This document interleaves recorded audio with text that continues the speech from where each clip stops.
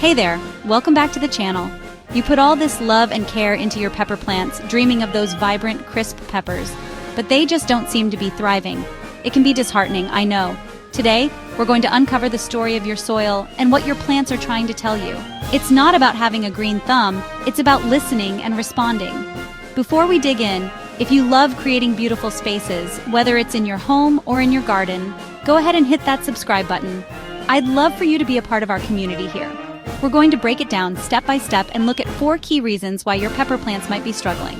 So let's roll up our sleeves, get our hands a little dirty, and figure out how to help your pepper plants not just survive, but truly flourish and tell a beautiful story of their own. The first thing we need to look at, and honestly the most important, is the foundation. In a house, it's the slab or the piers that everything rests on. In your garden, it's the soil. Everything your plant needs to build a strong, healthy life comes from right there in the dirt. If the foundation isn't right, nothing you build on top of it will ever be truly secure. That's why conducting a simple soil test is one of the most powerful things you can do for your garden. It's like getting a blueprint of what's happening beneath the surface, giving you the information you need to make smart decisions. A soil test tells you 2 main things: the pH level and the nutrient content. Think of the pH as the soil's personality. Peppers, they're a little particular. They like things just so. They thrive in soil that is slightly acidic to neutral, somewhere in the range of 6.0 to 7.0 on the pH scale. If the soil is too acidic or too alkaline, it's like a locked door.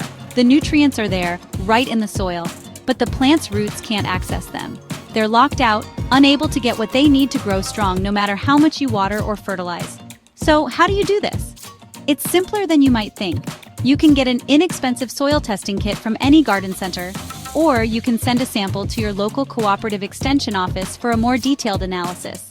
I love doing this because it takes the guesswork out of it. It's not about just throwing things at the problem and hoping something sticks. It's about getting real data, real information that tells you a story.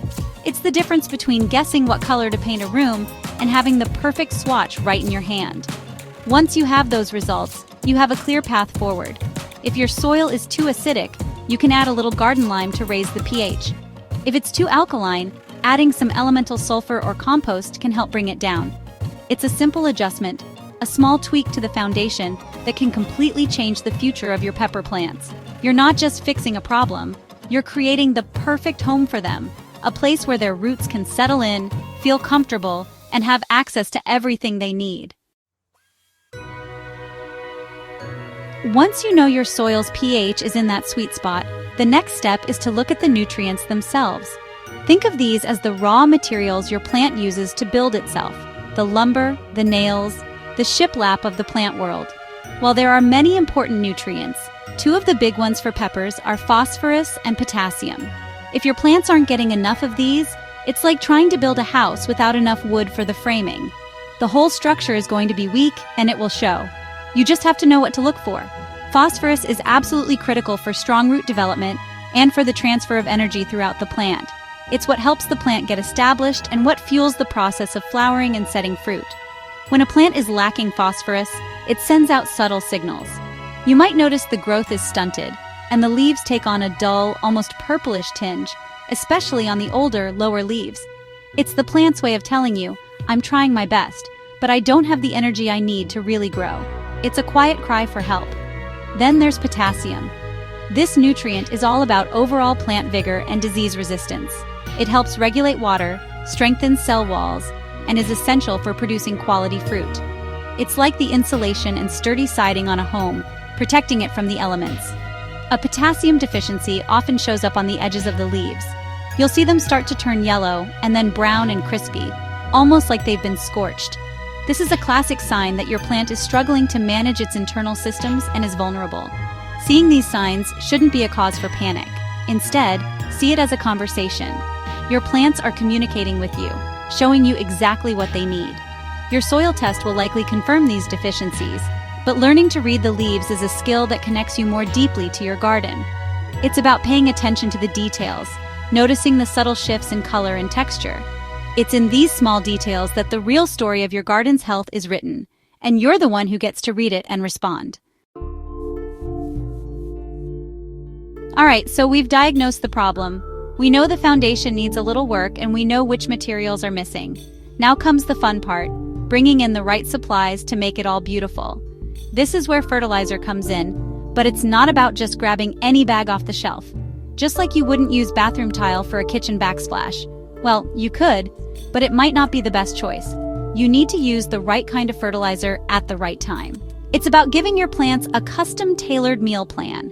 When you first transplant your little pepper seedlings into their permanent home in the garden, they need a good, balanced diet to help them get established. This is where I love to use a slow-release organic granular fertilizer. Think of this as a pantry stocked with all the essentials. As the plant grows, it can take what it needs, when it needs it. Mixing this into the soil at planting time gives those young roots a gentle, steady supply of nutrients to build a strong frame and healthy leaves without overwhelming them with too much, too fast. It's about setting them up for long-term success. But then, the plant's needs change. As it matures and starts to produce little flower buds, its dietary needs shift. This is the moment it starts thinking about creating those beautiful peppers you've been waiting for. At this stage, it needs less nitrogen, which promotes leafy growth, and more phosphorus and potassium. Phosphorus, as we talked about, fuels the flower and fruit production, while potassium ensures those fruits are large, healthy, and flavorful. This is when I switch to a liquid fertilizer that's rich in these two elements, something like a fish emulsion or a seaweed blend. Feeding your plants this way, with a liquid fertilizer every couple of weeks during the flowering and fruiting stage, is like serving a special nourishing meal right when they need the energy most. You're responding to their changing needs, supporting them through a critical phase of their life. It's a deliberate, thoughtful approach.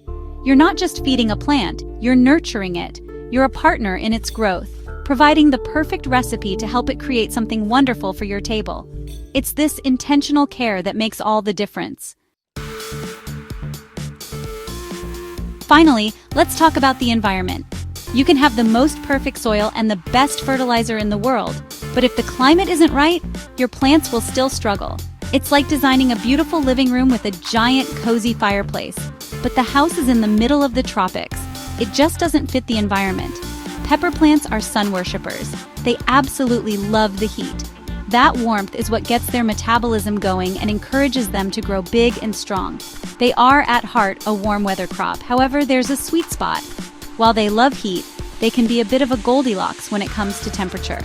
For the best growth and leaf production, they prefer daytime temperatures between 70 and 85 degrees Fahrenheit. This is their ideal comfort zone. But when it comes to setting fruit, they get even more particular.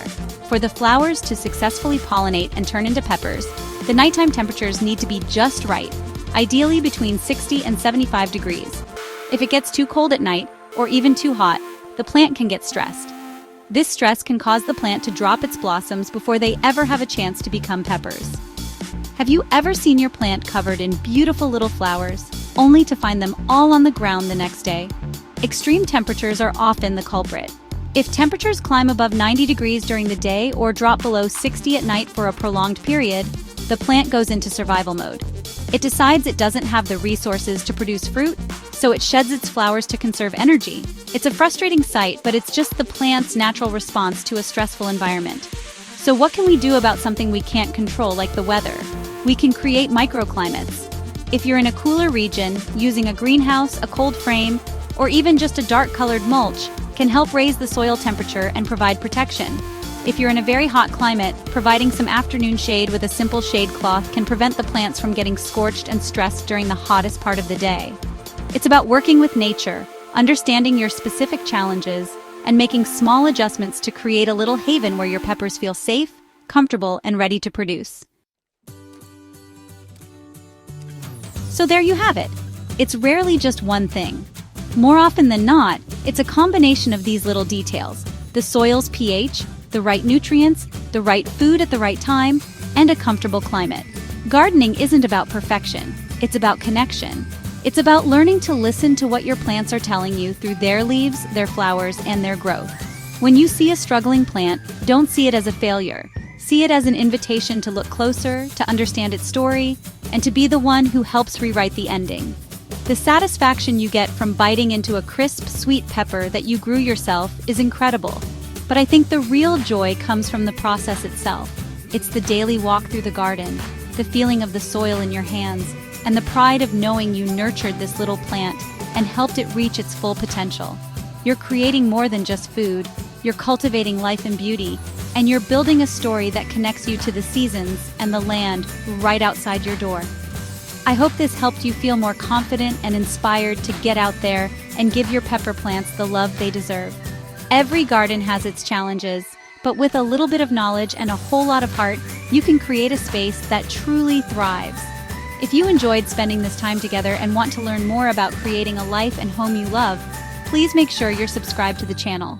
Thank you so much for watching, and I can't wait to see you next time.